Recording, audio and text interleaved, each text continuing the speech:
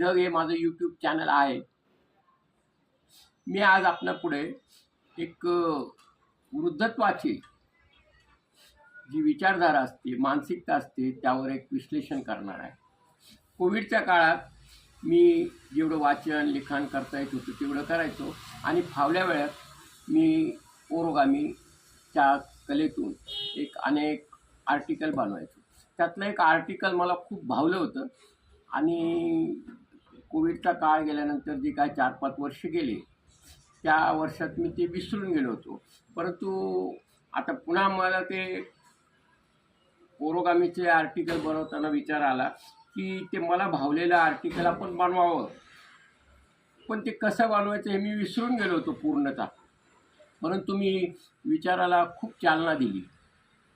असं म्हणतात, की साठी बुद्धी नाटी झाली, की काही सुचत नाही किंवा एन्झायमरसारखे विकार जडले जातात. परंतु बुद्धीला जर चालना असली तर ती बुद्धी शाबूत राहते असं मला तरी वाटतं. आणि त्या दृष्टीने मग मी ते विचार करत राहिलो आणि मला ते आर्टिकल आठवलं आणि मग ते आठवून मी ते करायला लागलो. ते कसं केलं, काऊनचं आर्टिकल होते, मी आता तुम्हाला प्रात्यक्षिकात दाखवतो आहे. हा एक चौकोनी कागद आहे. ह्या चौकोनी कागदाला घड्या घालून ओरोगामी हे आर्ट असते ती केली जाते. या चौकोनी कागदाला अगदी अति मधोमध मी घडी घातली. त्याच्यानंतर त्याला असं फोल्ड केलं. पुन्हा त्याला परत एक घडी मारली, फोल्ड केलं. अशा पद्धतीने एका बाजूने केलं. दुसऱ्या बाजूने परत अशा पद्धतीने कागद दुमडला. परत त्याला घडी घातली. परत ती घडी फोल्ड केली. अशा पद्धतीने चारही बाजूच्या चौकोनाला मी अशा घड्या घालून घेतल्या. त्याच्यानंतर ही घडी घातल्यानंतर ही घडी अशी घातली आणि मग पुन्हा जेव्हा हे केलं तेव्हा अशा पद्धतीने त्याला एक आकार देण्याचा मी प्रयत्न केला. हे सगळं मी आठवून केलं. हे अशा पद्धतीने केलं. हे एका बाजूने, दुसऱ्या बाजूने पुन्हा तशीच घडी घातली. परत त्याच्या बाजूने अशी दुसरी घडी घातली. अशा पद्धतीने हा असा आकार तयार झाला. हा आकार तयार झाल्यानंतर त्याला उलटं केलं. उलटं केल्यानंतर त्याच्या जे कॉर्नर आपल्याला हे करायचं, त्याच्या ज्या बाजू काढायच्या त्या बाजूसाठी असा एक आकार दिला त्याला. आपण पाहताय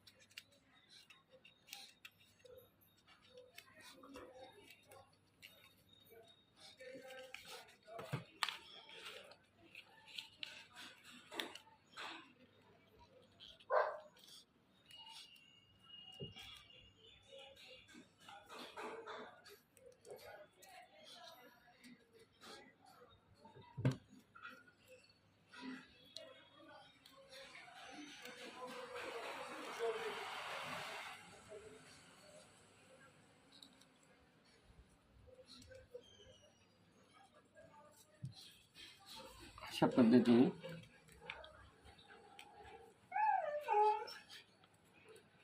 चारही बाजू आपण तयार करून घेऊया.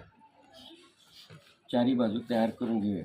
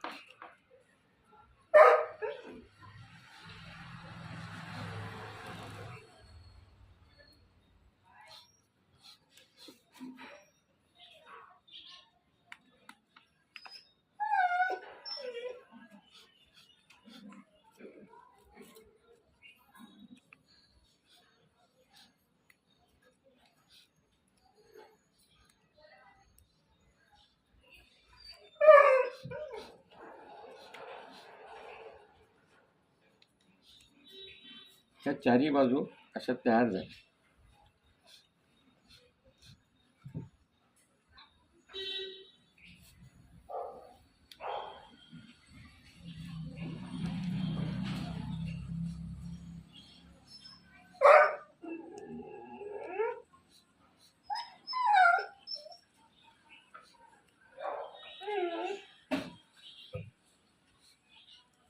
ह्या हवामानामुळे कागद सादळलेला असल्यामुळं त्याला एक कडकपणा नाही.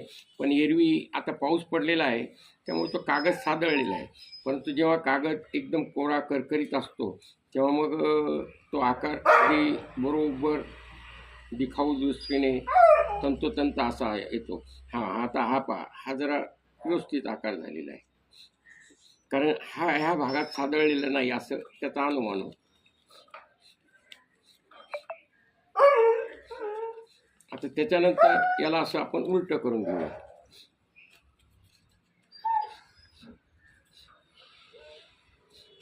याला उलट करून घेतल्यानंतर ह्या जे बाजू आहेत ह्या बाजू एकमेकाला टेकवायच्या.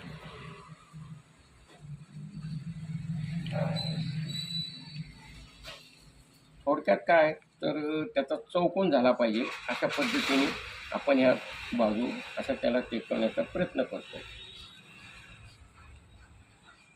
हा एक त्याचा एक आपण ज्याला म्हणतो की त्याचं मुख किंवा तोंड त्या आर्टिकलचं किंवा त्या चौकोनी ते खऱ्या अर्थाने ते फ्लॉवर पॉट आहे, त्या फ्लॉवर पॉटाचं हे चौकोनी तोंड असं आपण म्हणूया.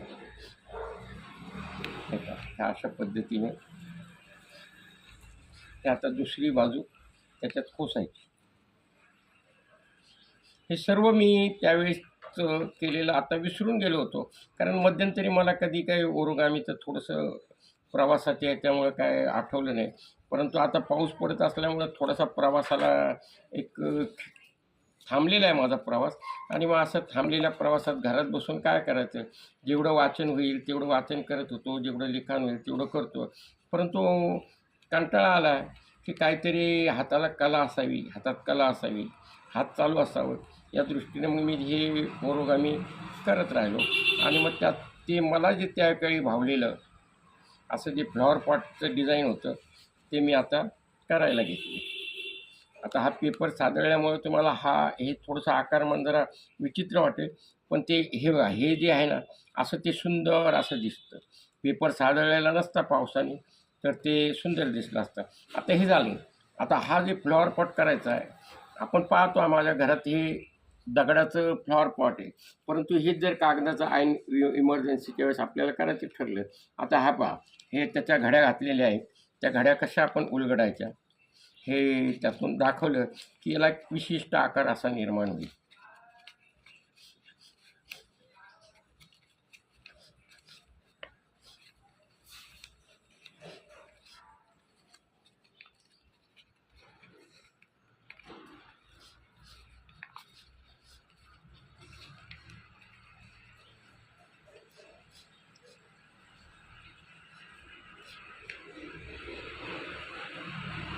हे पहा किती सुंदर आकार तयार झाला.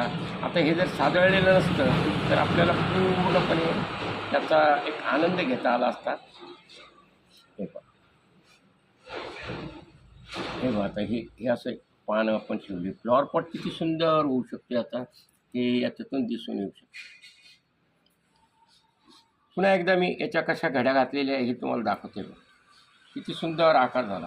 हे मी पूर्णतः विसरलो होतो, परंतु मी बुद्धीला चालना दिली आणि ती बुद्धीला चालना देऊन ती कशी घडी एक एक एक एक आठवत गेलो. आणि मला आठवून पुन्हा आज मी गेली कोविडच्या नंतर आज प्रथमच हे बनवत आहे आपल्यापुढं. तर अशा पद्धतीने यातून मला एकच संदेश द्यायचा आहे की साठी बुद्धी हे नाटी झालेली नसती किंवा माणूस तो का विसरलेला नसतो. विसरतो केव्हा की त्याला तो एक साठी बुद्धी हा एक ध्यास घेतो आणि मग त्यातून बुद्धीला चालनाच देत नाही. पण तुम्ही जर बुद्धीला चालना दिली तर त्यातून ती बुद्धी खरोखरच सक्षम होती आणि तुमची विद्वत्ता किंवा जी बुद्धिमत्ता आहे ती लोप पावत नाही. तर बऱ्याच लोकांनी कधी असा विचार करू नये की आमची साठी बुद्धी झाली, नाटी झाली, आता आम्हाला आठवेल की नाही, एन्झायमरसारखे रोग होतील की काय, असं काही नसतं. तुम्ही बुद्धीला चालना द्या. एक आपण उदाहरण घ्या की जी वस्तू वापरात असते तिची चकाकी असती, परंतु जी वापरात नसती तिला गंज धरले जातो किंवा ती वस्तू मोडकळीला आली असती. तसंच आपल्या शरीराच्या सगळ्या अवयवाचे ते चालनात ठेवा. आता बघा, मी हे आपल्यासमोर केलं, मला चष्मा नव्हता, काही नव्हता, तरी छोटे छोटे पार्ट जे त्यातले आहे हे केलं. याचाच अर्थ की मी डोळ्याने देखील सक्षम आहे. आणि ते डोळ्याने का सक्षम आहे, तर मी डोळे सतत उपयोगात आणतो. तर यातून एकच मला संदेश द्यायचा आहे की आपण सर्व अवयवांकडे सदृढतेने पहा. अवयवांकडे सदृढतेने पाहिलं की तुमचं मन देखील सदृढ राहील आणि तुम्हाला सगळं आठवेल. तेव्हा पुनश्च एकदा मी सर्वांना विनंती करेल किंवा सांगेल, संदेश देईल की माणसानं सतत आपल्या अवयवांना चालना द्या, बुद्धीला चालना द्या. बुद्धीला चालना देण्यासाठी वाचन करा, लिखाण करा, समोरच्या परिस्थितीचं निरीक्षण करा आणि त्यातून स्वतःला घडवा.